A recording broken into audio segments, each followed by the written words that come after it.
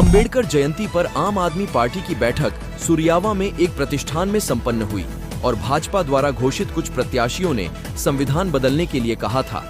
उसको लेकर आम आदमी पार्टी भाजपा पर हमलावर रही और कहा कि चुनाव के पहले ही यह लोग संविधान बदलने की बात कर रहे हैं तो जीतने के बाद क्या करेंगे? हमारा हक अधिकार छीन लिया जाएगा तो हम फिर गुलाम हो जाएंगे। आपके पदाधिकारी ने जनता से अपील करते हुए कहा कि आने वाले लोकसभा चुनाव में हम भदोही वासी इंडिया गठबंधन के प्रत्याशी को जिताकर भाजपा को भदोही से उखाड़ फेंकेंगे। आइए सीधे बात करते हैं अरुण पासवान जी से। मैं औराई विधानसभा का विधानसभा अध्यक्ष हूँ। आज आप लोग यहाँ किस लिए उपस्थित हुए हैं? आज 14 अप्रैल का दिन है, जो कि आज से करीब 150 साल पहले हमारे एक जननायक पैदा हुए थे, जो कि भारत में एक ऐसी व्यवस्था बना दी है बाबा साहब भीमराव अम्बेडकर। उन्हीं की जयंती है, उन्हीं की जयंती मनाने के उपलक्ष्य में हम लोग एकत्रित हुए हैं आज। और आज मैं बाबा साहब भीमराव अम्बेडकर जी को सत नमन करता हूँ कि आज जो उन्होंने हम लोगों को दे करके चले गए, आज उन्हीं के बदौलत हम लोग जीवित हैं। नहीं तो भारत में अब जीना मुश्किल हो गया है।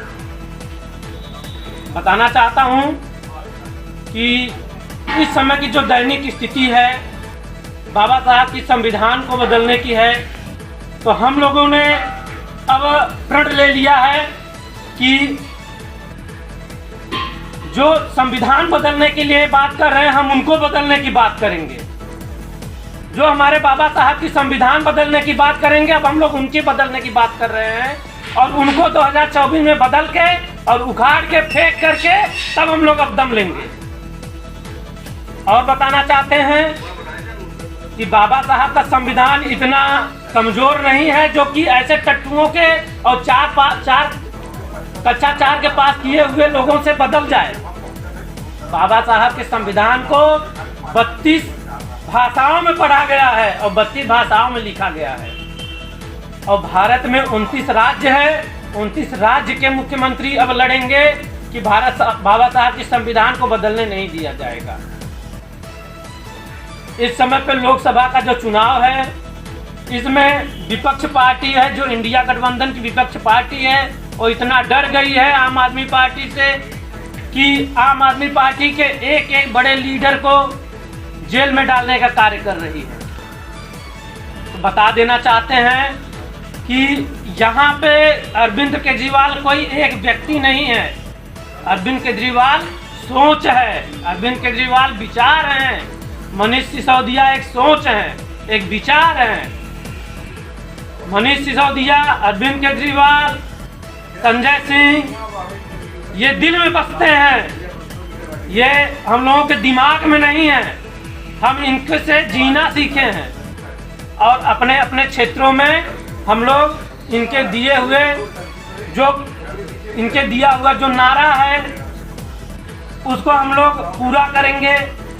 अरविंद केजरीवाल भले ही जेल में हैं, लेकिन एक दिन हम लोग अपना अरविंद केजरीवाल जी को याद करके उनका जो पद चिन्ह है उस पर चलने का काम करेंगे।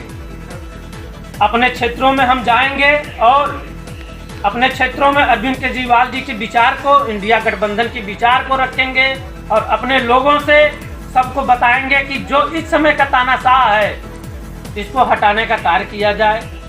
नहीं तो ये हमारे देश को हटाने का कार्य करेगा।